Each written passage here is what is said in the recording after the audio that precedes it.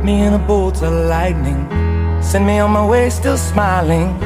Maybe that's the way I should go, straight into the mouth of the unknown. I left the spare key on the table, I never really thought I'd be able to say I merely visit on the weekends. I lost my whole life and a different.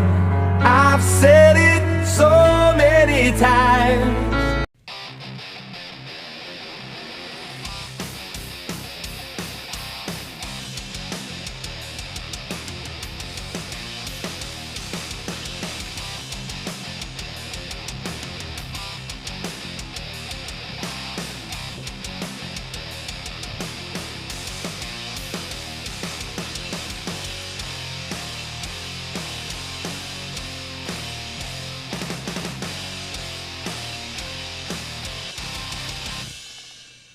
Hi, everyone. Welcome to Packers Unscripted from Packers.com. I am Mike Spofford, sitting next to my partner in crime, Wes Hodkiewicz. Merry Christmas and Happy Holidays to everyone out there. Wes, we are back from a late-night return flight from Minneapolis, and the Green Bay Packers are the NFC North champions. How does that grab you? It grabs me pretty good. Yeah. I want to just put this out there. You know, you always put together the the description, the captioning, and all that for our episode the following day. Yes. When you post the podcast on the website. Right. I'm going to give you right now your headline for that. You ready? Okay. Statement game. There you go. It was a statement game. And last week I said this in Insider Inbacks. What a better way to make a statement and put yourself and solidify yourself in this NFC North race and NFC Conference than being able to go out there and do exactly what they did to the Minnesota Vikings. It did not come without adversity. 3 first-half turnovers that is is not for sure the prototype blueprint for the success. And No. as Brian Bulaga said afterwards, too, the fact that it was their 3 biggest ball players, too, in that Aaron Rodgers, Aaron Jones, and Devontae Adams. Yeah, they were all guilty. It shows you, though, that guys need to raise their level of play. And sometimes things are going to happen to you. It's how you respond to them. The defense gives up 139 total yards, 5 sacks, 3.5 of those belonging to Za'Darius Smith. A career day for Smith, a career day for Aaron Jones, who bounced back from his own fumble to have 154 rushing yards. The Green Bay Packers went into that dome, that noise box in Minneapolis. Yeah. And they put their foot in the ground and said, you know what? You can bring up all your videos. You can have all your fireworks. You can do all your claps. Skull chance. But at the end of the day, it comes down to what happens between those hashes for 60 minutes. And for a good portion of that, particularly in that second half, the Green Bay Packers were the better football team. Well, I tell you what, you're allowed to call me a liar because I said the Packers would have to win the turnover battle to win this game. That didn't happen. I said the Packers would have to play their best game of the season to win this game. That didn't happen. I get to call you a liar because you said Aaron Rodgers would have to play at another level. That didn't exactly happen. But none of that happened, yet the Packers still won this game, and that's just a credit to the team that they have. Now, I will say one thing to try to give myself a little bit of credit here. Sure. I did say after both of the losses to the Chargers and the 49ers, I said the Packers at some point this season, when they are on the road and they get off to a rough start, they're going to have to find a way to right the ship. They've done it at home games. They hadn't done it in a road game. They did it in this game with the 3 first-half turnovers, some drop passes, some off-target throws, blown scoring opportunities. You only get 3 field goals in the first half. They righted the ship and got things squared away. A lot of credit to the defense, obviously, but also just the leadership of the team. You're talking about guys like Rodgers and Za'Darius Smith and Matt LaFleur and other veteran leaders on this team that in that environment with those kind of stakes, when you get off to, quite frankly, a terrible start with a fumble on the opening possession and they take over on the 10-yard line, the Packers got their act together and they did what they had to do to pull out, to date, the biggest win of the season. Yeah, and it was that gut check that you wanted to see them make in U.S. Bank Stadium, too. Yeah. Because at some point, the Green Bay Packers were going to need to win in that dome.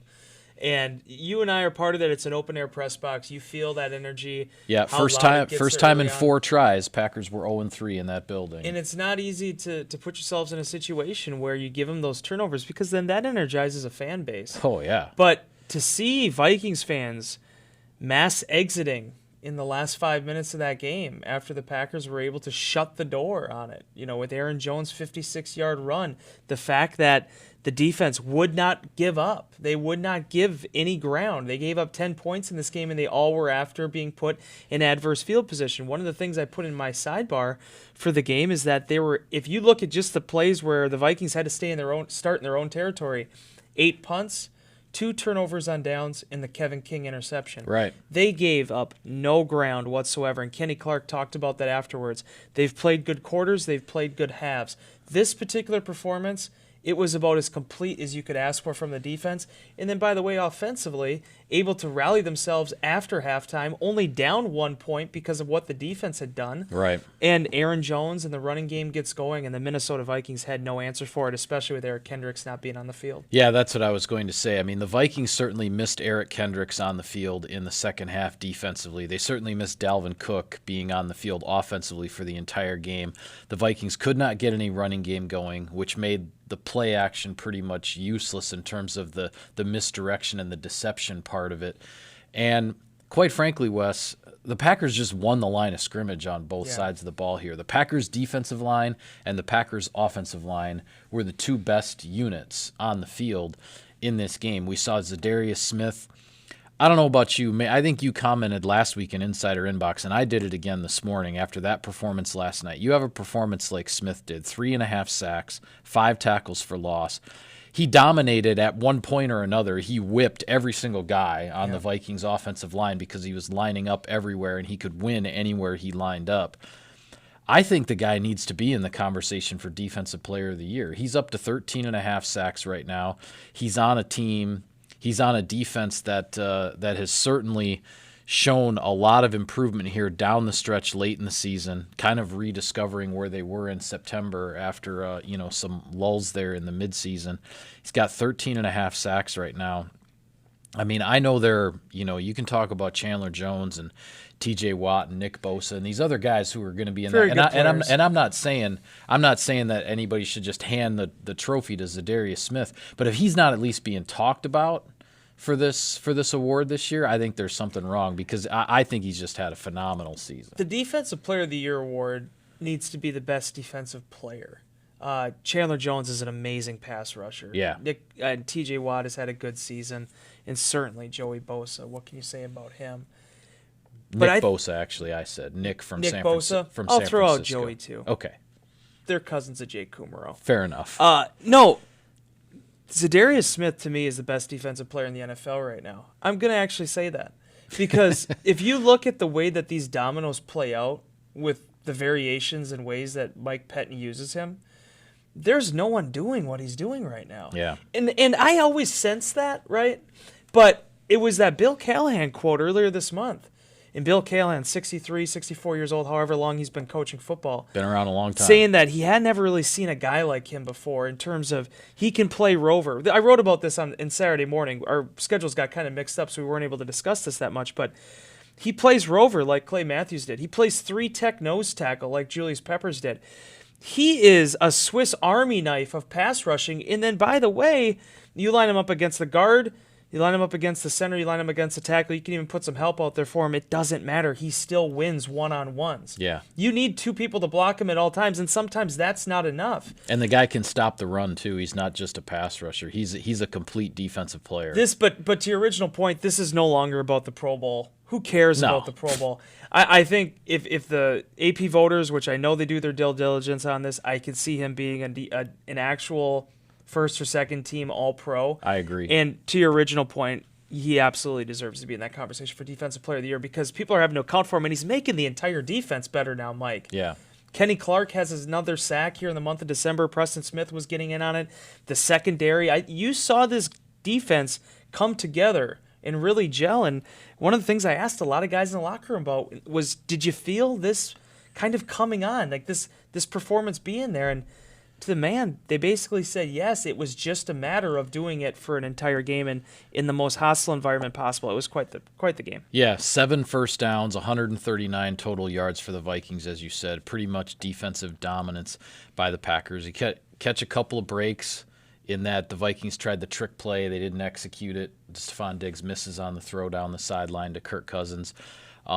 And I know the Viking fans were all upset in the fourth quarter on the holding penalty that wiped out the touchdown, but take a look at that one, folks. That was a legitimate holding penalty. Kyler Fackrell's going to get to Kirk Cousins there if he doesn't get held. So for as few flags as Bill Vinovich's crew threw in that game, he let them play. I love Vinovich. But and his crew, the stats bear it out. His crew, I believe, for the second year in a row now, they are the crew with the least number of flags, at least for sure for this year. And I know they were close to being the crew with the fewest amount of flags last year. But that one did have to be thrown. As I said, it really was about the line of scrimmage here because the Packers defensive front whipped the Vikings offensive line. And as the game wore on in the second half, the Packers offensive line was clearly winning the day for Green Bay. A couple of things. When you look at what Green Bay's defense was doing in the first half with limiting those opportunities for Minnesota after the turnovers, and then the Packers offense, even though the unit wasn't scoring touchdowns in the first half and they were only kicking field goals, the ball control, the time of possession, all that added up to a second half where the Packers offensive line took over. Aaron Jones ends up with 2 rushing touchdowns in the second half, the 12-yarder to put the Packers in the lead, the 56-yarder that's the backbreaker. He had 109 yards in the second half on the ground, right? Carries. I mean, he went over 100 yards just in the last 2 quarters to finish with 154. Aaron Jones and taking over the true bell cow role with Jamal Williams leaving the game in the second half with a shoulder injury. What the Packers did on the ground, I mean, as I said, you look at the turnover differential, you look at Aaron Rodgers only having a 68-something passer rating. You wouldn't think that's a formula for the Green Bay Packers to win, certainly not win on the road and win a big game on the road. But they did, and they still did it convincingly. Yeah, and you go back to what Rodgers said after the opener against Chicago, saying that we got a defense. Right. If Wes Hodkiewicz was walking off the field and there was any cameras on me, I'd be saying, we got a football team. I mean, it's just the number of ways, and this was probably the last check they had to kind of check off on the box with being able to actually get down early on the road in a hostile environment and finding a way to win, and win handily, ultimately. This offensively, I thought, was a really telling performance because, it didn't all go right. There were a lot of things working against them early on. Aaron Jones had a phenomenal game, and he fumbled the ball on the third play. Yeah. And he fought through it. You look at dropped a pass on third down that wasn't the greatest throw, but a pass he could have caught and still moved the chains, and that didn't go right early as well. But the hallmarks of this offense that have been there all year were again in play here. The receivers blocked their butts off downfield. That's what was allowed them to spring some of those big gains. This offensive line with Elton Jenkins in there, what they're able to do between the tackles and opening up holes, it was there. When they needed to do the stretch play, Marquez Valdez-Scantling is the one sealing off the edge there, allowing Aaron Jones to get up the sideline. Alan Lazard has 3 catches on third down. Devontae Adams fights through his own miscue, but ends up having 13 catches, the second Packer all-time to have at least 13 catches in a game, tying Don Hudson. It's not just Aaron Rodgers anymore. And that is what has allowed the Packers to be in a position that they're in right now at 12-3 to have a 30% chance of going into Detroit and being the number 1 seed when they leave because of these type of things. And I just got to give a shout-out, too, for Aaron Jones to be able to find that second gear late in that game. 23 carries, that tied the season high. I mean, there was no Jamal Williams to work off of. It had to be Aaron Jones, and he stepped up to that opportunity. Yeah, and I want to get back to where things sit right now with the playoff scenarios, but I do need to take care of some sponsor business. Select Cousins Subs locations are now offering delivery. Whether you're ordering, catering, or your favorite sub, they're delivering right to you when you order online at cousinsubs.com. Cousins Subs, we believe in better. Okay, so the Packers are 12-3. They have clinched the NFC North Championship, first division title, since 2016. The Packers still in control to get a first-round bye. If they beat the Detroit Lions, the Packers will have a first-round bye in the playoffs. They are also still in play for the number 1 overall seed because of the results that happened over the weekend, namely Seattle getting beat at home by the Arizona Cardinals. The Packers can get the number 1 overall seed in the NFC with a win, and if San Francisco loses to Seattle, which then would give the NFC West title to Seattle, San Francisco would drop to the 5 seed as a wild card, and the Packers would have the number 1 seed. For those wondering, can the Packers still get a first-round bye if they lose to the Detroit Lions? The answer is yes, but the Packers would also need the New Orleans Saints to lose to the Carolina Panthers in order to still get a bye with a loss. The most important thing is the Packers are in control of getting that bye. The Minnesota Vikings now are locked into the 6th seed in the NFC. They will be going on the road. They are a wild card team, and they are the 6th, even with this upcoming game against the Bears. They cannot help themselves. So it'll be an interesting decision by Mike Zimmer how much he really plays his guys when they could, in effect, give themselves a little bit of a bye week and rest up for the playoffs.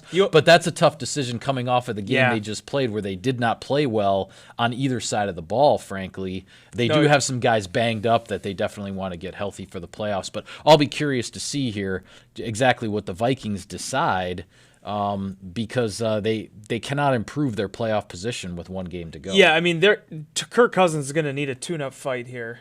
I mean, if they're really wanting to do anything in the postseason, they're going to need to be able to get some mouthwash for that performance.